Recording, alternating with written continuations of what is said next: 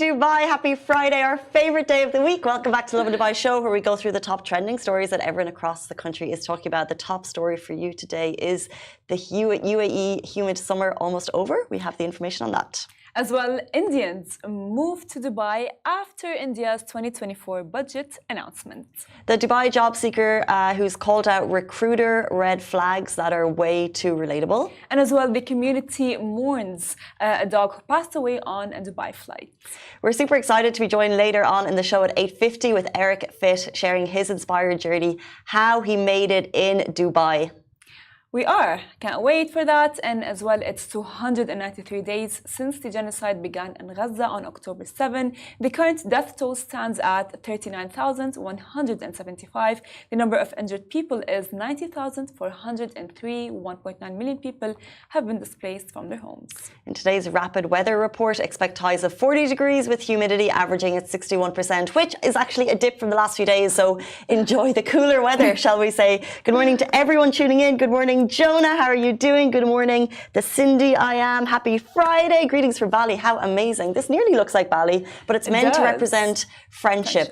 The good kind, not the bad kind, which kind of we were discussing before the show. Yes, we were, because I think, just like how we all the time go like, this guy is a red flag. This relationship is a red flag. Right. There are some friendships that are red flags. Number one, the complainer. Yeah. It's like, you know what I hate? I hate like when you're friends with a girl or a guy and it's like, it's their world and we live in it. They are the only ones that have problems. They are the only ones that get sick. They are the only ones that are heartbroken. And then when it comes to you, there is no you. I feel like you're speaking from experience, but I've had conversations with a couple of people in this office before, and it feels... I won't say who, someone in the back is just being like, that's me. We all have that friend who is the complainer, and you're so right. The world is them, and you're their listener. True. But when the tables are turned... You don't have them. Well, I don't know. I think it depends on the person. When the tables are turned, are they there for you? Anonymous in the back, has that friend been there for you when the tables are turned? Has Shama saying no? She'd listen, but she turned the subject back to her. Yeah. Yeah, from their experiences, so true. I think honestly, like these people who think that it's their world and we all live in it, they are the only ones who have the issues. They, as if we are not, as if we're not human. It's only them. They are the victim. These people drain your energy. And it's so toxic to the point where you go like, okay, I cannot do this anymore. My energy has been sucked out. I don't know what to do. There's nothing that, and you will feel guilty as well. They will make you feel guilty at so many things. But you're so right. When you realize it's toxic and when you're in it for a little while, I think what we're all learning is the people, throw them out. Leave. The people that we surround ourselves with is so important. True. And if someone is like, what value is that friendship or relationship bringing you? If something is draining you to the point that it's toxic and it's negative and you're getting nothing from it, just leave it. Like, unless they're family, it's different because it's family and you can kind of get over these things. But if it's a friendship and you find that, I would just move on, because I think people act differently around to people, and it's so you've been in that accepting phase, so you've been accepting being the listener, but they're not like that with everyone. So I would just move away from it. But accepting it will give them the illusion that they're not doing anything wrong.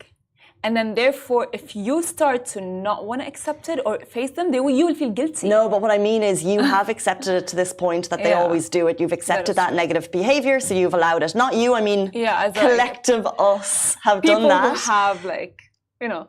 But when we move away from the relationship, you know, they could be like that with other people, but it's not our problem. And I think with friends, at some point when you've been in, if you're finding a friendship really difficult, ask yourself what value it's bringing you, and if it's not bringing you any value, move on. I don't ask myself, I just leave. Sorry, God. Cut throat. Good morning to everyone tuning in. It's Friday morning.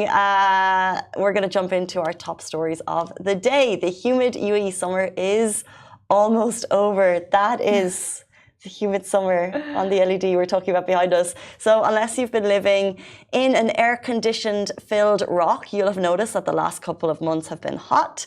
Temperatures reaching 50 degrees in the UAE and humidity through the roof at 75%. Well, we have some good news. According to Brahim Al Jarwan, chairman of board of directors of the Emirates Astronomy Society, said, "We are a month away from the rising of the star of Suhail." A month. 1 month. So when we share this, we understand that maybe it's not the best news, but a month. But what does this mean? So the rising of the Suhail star signals the end of intense heat with the start of cooler weather, which will usually happen in late August. The exact date hasn't been specified just yet, but you might get that closer to the time. However, don't expect an immediate drop in temperatures after the star is seen. It usually takes like 70 to 80 days per the cooler weather to be felt in the UAE. And let me tell you something, Casey. For the past 2 days, I would go, you know, like usually it would be very humid and I would tie my hair so I don't get humid, crazy hair. It hasn't been as humid. I feel like we had it was, as we said on Sunday, it was the hottest day in the world recorded across the globe, and I feel like there was a little bit of a rise in temperatures, but it's kind of dipped down a little bit again. August tends to be a little bit more humid, I would say. And then I don't think we've seen the end of it just yet. I agree with you that there's been a dip, but I don't think it's the end. But we're saying is we're halfway through it, you know. I mean, look, light at the end of the tunnel. That is true. There's always the light at the end. The Suhail star is the light. Of course, and we are waiting. I'm waiting, and that's why it's like every morning when I go to the car, I'm like, oh yeah, it's still not that humid yet. It's getting better, and even if it's like a bit of delusion. I think I feel so blessed because I drive to work, so I have a little bit of a walk outside, and then you're inside all day. So it's just the weekends. You just miss the walking, the hikes a lot. I really do. The Dubai winters are so amazing. It's perfect. I even want to go to the beach, but I go like, you know what? I'm going to go to the beach during Dubai winter. But we love a Dubai winter, and so does the rest of the world. Exactly, because guys, Indians moved to Dubai after India's 2024 budget announcement. So following India's 2024 budget announcement, there has been a notable trend of Indians relocating to Dubai. This shift appears to be influenced by several factors stemming from the budget's implications on taxes and economic conditions. So people praise Dubai's tax system compared to others elsewhere. And the budget sparked online discussions about how the UAE cares for its people and makes life easier. So in summary, while India's 2024 budget aims to bolster economic growth and provide tax relief, the immediate impact appears to be a surge in immigration to Dubai as individuals seek better financial and lifestyle opportunities. Yeah, well, the budget was just a few days ago, so I don't think we've seen the surge yet, but it sparked the conversation of people thinking, like around the world, many seek other opportunities when I think the budget was so hardly felt. And people are thinking, oh, where could I get more bang for my buck? Where could I invest in property where I'm not being Dubai. where I'm not being taxed as much. And I think that that conversation will always continues about Dubai as a place where people are seeking better economic opportunities. I agree with you. And the thing is as well, you know, like in other countries with all of these taxes and all of these economic issues happening around, people come. Dubai has been so stable for so long. So when you look to relocate at a different location, you would want to, you know, relocate somewhere stable, somewhere fine, and there's no better place than Dubai. True, that's interesting because like all cities, there's been a rocky climate, but we've been so stable in recent years. However, because everyone is looking to move to Dubai, it leads to an influx of people interested in the job market, which leads us to our next story. So, Dubai job seeker highlights recruiter red flags. And just like friends, recruiters can have red flags too. So a Dubai job seeker has highlighted some major red flags with recruiters that many will find all too familiar. She shared her experiences with issues like ghosting, where recruiters disappear without communication, and long drawn out interview process that leads to nowhere. There's one thing to be ghosted by a romantic interest, but to be ghosted by a job recruiter is just 10 times worse because you've probably put more effort in that. So additionally, this job seeker pointed out the frustration of misleading job postings that don't match the actual jobs. Her candid examples shed light on the common frustrations that job seekers face and basically resonated deeply with anyone who's navigated the current job market. Yes, like making candidates go through multiple rounds of interviews only to tell them that they've decided not to hire them for the role. What is this multiple interview on interview on interview on interview? Like, it's such a time waste on the company itself. And I just wonder, like, you kind of have to give people a go. That is true. And as well, by the way, I want to say something is that when recruiters do this toxic thing, they do not take in mind or take into consideration that the person in front of them is going to be kind of like hurt, you know, because like it's like a person looking for a job, and with the several interview process, they would feel like, oh yeah, so if I'm having that much interviews and that much, it's taking that long, so they must for sure hire me. And then when they do not get hired, they go like, what? It's hard. It's like, it's a what moment. I think it's a revolving door, and you have to have empathy for the people. True. So, for example, if you send in a message to a company about a job, you might get a stock response. But if you ask the person to go through interviews and then to do a presentation and then to have another interview, you're really, jobs mean a lot right now, and you're really kind of leading people along. So if it doesn't work out, they deserve an answer, a personal message and an answer, rather than a stock response like, sorry, this didn't work out. Like when you get that far down the line, you would like to see a bit more empathy to the job seekers. I agree 100%. I've told you before the show, I have been through a very long interview process, a very long one, and only to find out by coincidence that they had already signed a contract with someone else for the same role. And I was like, what is the sorcery that's going on? Before you had completed the job interview process? Before. They had already, and I checked the timeline and everything, and I was like, why would they do that?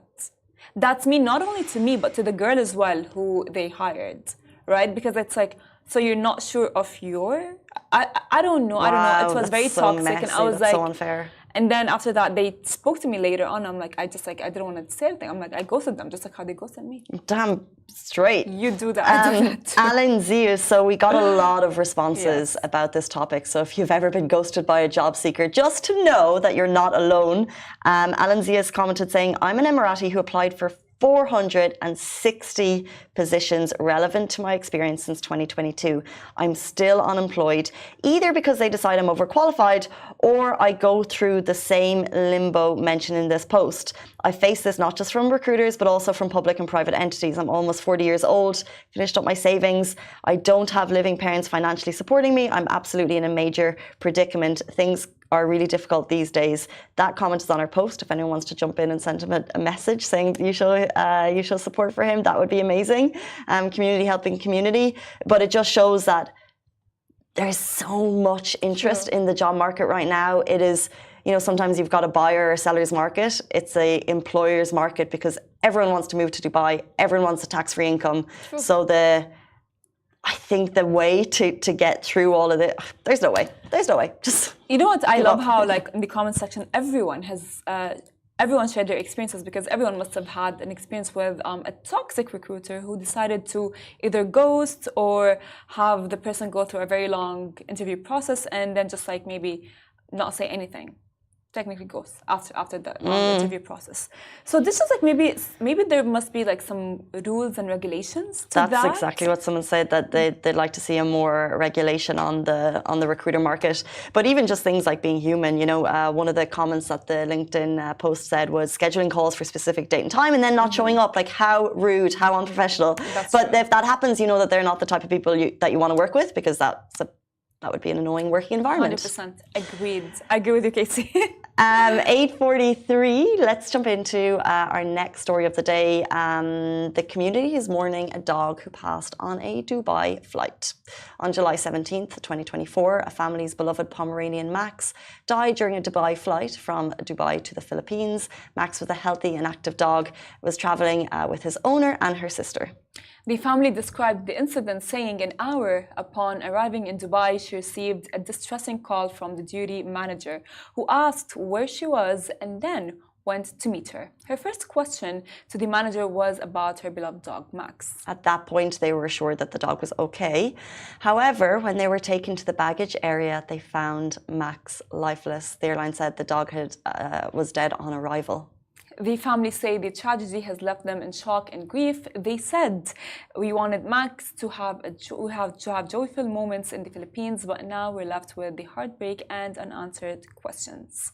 R.I.P. Max. That's heartbreaking. Yeah, it's heartbreaking. We know animals are very much part of families, and to just have to go through that, it's just, you know, question what happened to Max. It's really, really sad.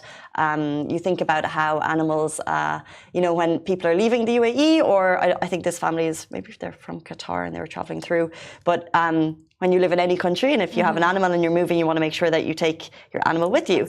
So you check what's the best regulation. It's a pricely sum, I think, to transfer animals from one country to another country, but you think that you're doing the best for them. So I really feel for the family, because I think they just wanted to take Max to the Philippines on a holiday, and you know, they thought that his life was that they thought that they were doing the best thing for their dog, and that this happened. So my heart just goes out to them. This is heartbreaking. I mean, of course, for sure, when you have an animal and you, even if you sit with the animal for like a week, and trust me, guys, I can reassure you that I had a dog for 2 months. Moving on from a dog is not easy. It's even harder than a heartbreak from a person or a girlfriend or a boyfriend. You know, it's like, because like you would have like, by the way, I still have his my dog's toy with me. I get it with me everywhere, and he has been there for like 2 months. And to have a dog pass away, that's like a different story. It's heartbreaking. We lose the person. Yes, R.I.P. Max, and that's all we can say on that, I think. Okay, so it's 8:46. Let's move on to a happier note, an inspiring journey. Right after this break, we're going to speak to Eric Fit. He shared his Dubai story. We all have them. However, when he shared it on Instagram, it got 45 million likes. That is the inspiration levels of his story. He's going to be with us after this very short break.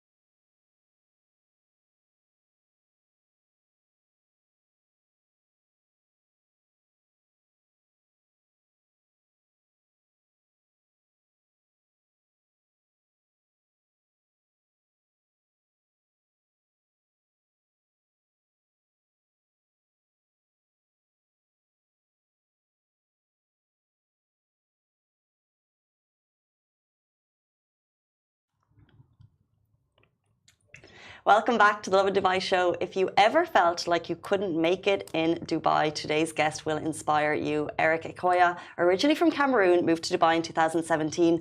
Earlier this month, he shared a heartfelt video about his journey, and it resonated with many of us, garnering 45 million likes. Today, he's here to share the incredible story behind it. Welcome to the show, Eric. Thank you so much for being here. Thank you for having me. Happy to have you. Well, thank you again for being here. And as Casey has mentioned, your video got 45 million, right? Yes. So what inspired you to share your story on social media? What inspired me, it's someone else's video. Okay. And I've been creating video for so long about my story. I've been going on podcasts to try to tell my story, just to inspire people. And I've been making reels. And I've seen someone else's video, how he went from doing every job, small job, and then he started a business, and then he started to e-commerce, drop shipping, and then he literally blew up. And I was like, wow, that's inspiring. Like, I'm gonna do the same with the same music and everything. So I did it. And when I did the video, I wrote on my note, because I like to manifest, I wrote on my note, this video I'm making, it's about to have 5 million views. So I wrote it on 7th of July and I posted it on 8th of July. Now, that my video is about to have 5 million views. And then when I posted the same day, I think he got 5 million views. Wow. Yeah. Wow. Like 45 million views, like this is being seen around the world. People are obviously being touched by it in some way. What has the reaction from the public been like to the video?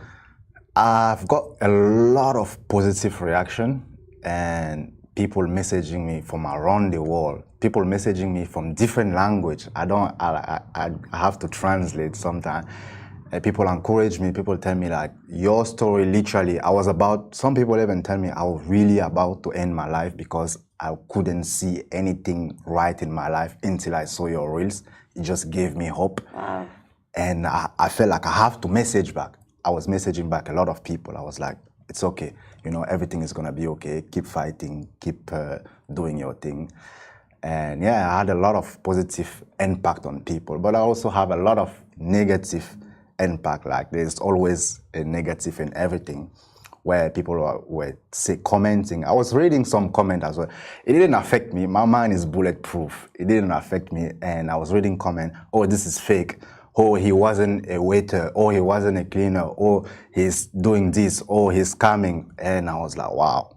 Like people really don't have nothing to do. You know? Facts. And I was like, so. Well, you just said it. You were a cleaner. Yes. You were a waiter. Yes. And you shared a room with 10 people. You tried real estate. You applied for Emirates, got rejected. And then applied for Etihad, got rejected. And then you made it out successfully on the other side. What was like the lowest point for you, and what was the journey? Because like it was like you tried a lot of things. The lowest point is when I got rejected for Emirates, because I love Emirates. Yeah.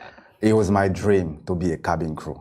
And I didn't want it to be cabin crew for any other airline, because Emirates is the best airline. And for me, I want to be in the best team. Otherwise, I'm not playing, you know.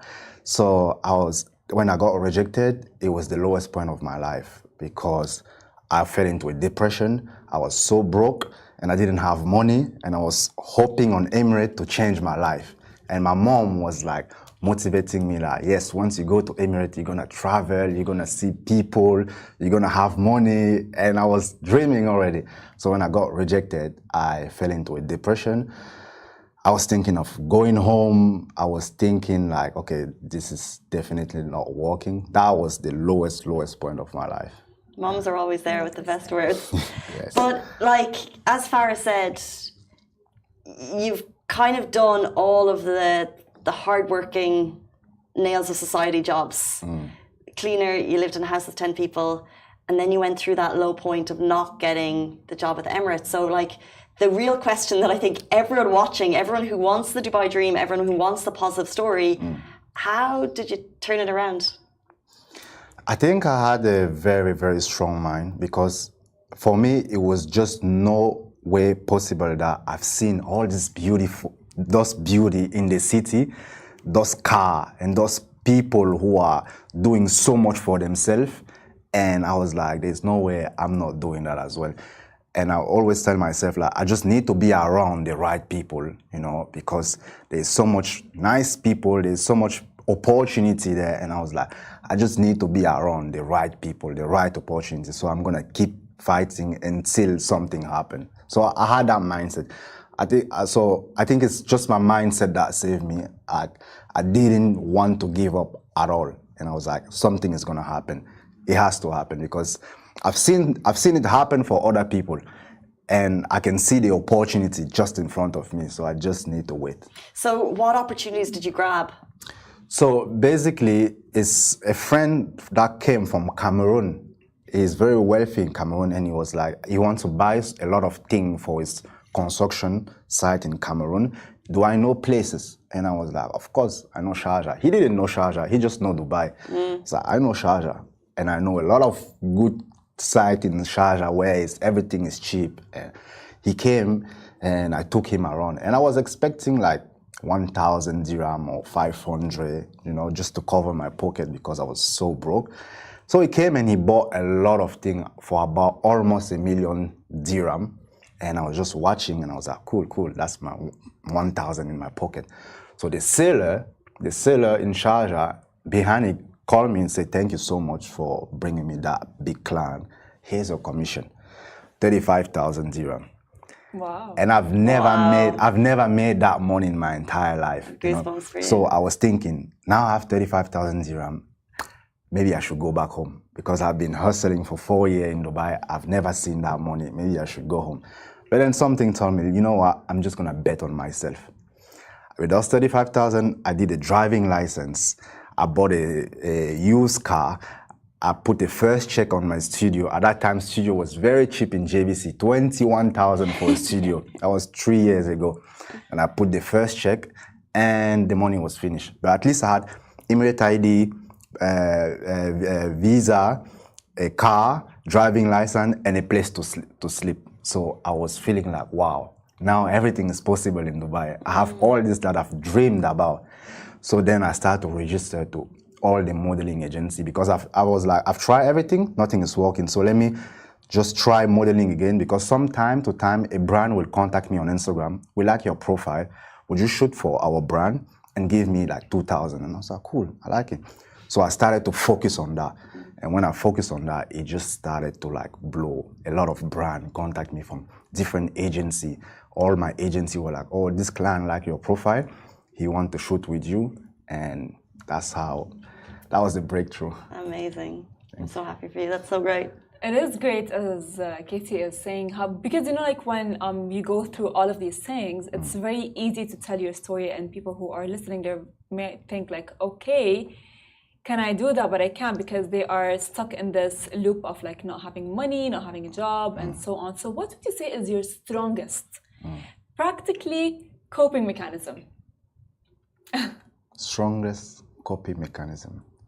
I think I just believe strongly in myself. You know, I believe I can make it 100%. Like for me, there was no way that I'm going back home without making it. You know, and I was like, I have to make it. You know, I was believing so much in myself. I was writing positive affirmation in my wall that I am gonna make it. Like I had a vision board as well. That my dream was to work for Emirate, and I had my dream car that I saw on Sheikh Zayed Road when I was going on the metro, and then another picture, and literally everything on my vision board happened, you know, with my dream car as well. And that was like something very strong for me, like my mindset and my strong belief. That mindset is everything. You mentioned that there is some positive and negative comments, and you obviously have to deal with the negative. But to look at the positive, Parikshit Baluchi, he's a radio RJ in Dubai, and he commented on your video. He said, "I don't know who you are, but I'm proud of you." And I just wonder I think the world is proud of that video because we all want that Dubai story. But how have your friends and family personally connected to you, reacted to your success and growth? My friend, they're not surprised because they've seen me grinding from the beginning. They were like, you know, we were just waiting for that. We're not surprised that happened. Like, we saw it happen, you know. For them, it wasn't really a surprise. They were expecting that. And my family as well, they were like, we're proud of you because, you know, we saw that your struggle, you didn't ask for anything. We asked you to come back home. You didn't want to. And now, like, we're very proud of you. So, yeah. Is mom not sad that you didn't take the 35K and come home? No, she's very no, because those same 35,000 had a house where she could now come on vacation and stay with me. She came to Dubai twice already. She's very happy. she's very happy. Well, you had Emirates on your vision board. You might have not worked in Emirates. However, you've had major campaigns with Emirates, Adidas, and ADNOC, and of course more. So how does it feel like to be like in front of the camera? It's amazing. For me, like, I feel alive when I'm in front of the camera.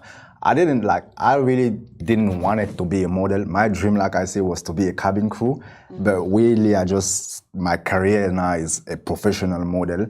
And I realized I really love it. I really, really love it, being in front of the camera and having the light on me and having to act or deliver some emotion. I really love it. So now it looks like a more glamorous life. You're into fitness, entrepreneur, modeling. What are kind of the downsides of the modeling industry that we don't see? The downside is the inconsistency of the paycheck, you know, because some month I can make a good amount of money, and then in summer, for example, like that, there's not enough shoot, and you just stay home and be like, oh, how am I gonna do with the rent, you know? And that's something very, very difficult that other people don't see. They just see the beautiful life and everything, but sometimes, like, I'm stressed too, because it's been a month or sometimes 2 months, I haven't shoot and I haven't made any money, and I'm like, okay, that's a bit stressful. The stress, I would say. So how do you plan to continue your Dubai dream? What's on the vision board now that you've already ticked the first one? So now is a house in Dubai that I want to buy. That's on my vision board. And I'm currently doing a training in NLP, which is Neuro-Linguistic Program, to be a mindset coach, because I want to help people with their minds, to change their mindset. And a lot of other things, like golden visa, like travel more, like interact with more people. There's a lot more thing on my vision board now. Nice. Well, we know the career market in Dubai is very competitive, of course. So what advice would you give someone who is struggling with their career? With their career? What kind of career? Like any kind of career? Any career, yeah. Just, I think people who watch your video, I think it resonated because so many of us are struggling, and so many of us want to get to that other side, and so many of us want to, like, you know, get through that kind of hardship time. So it could be to anyone. Yeah. So I think I would say, basically, not to give up and keep doing what you're doing, and be patient, because some people, after almost a year in Dubai, they are like, oh, Dubai is hard, I'm not making it. And I'm like, you're just been a year in Dubai.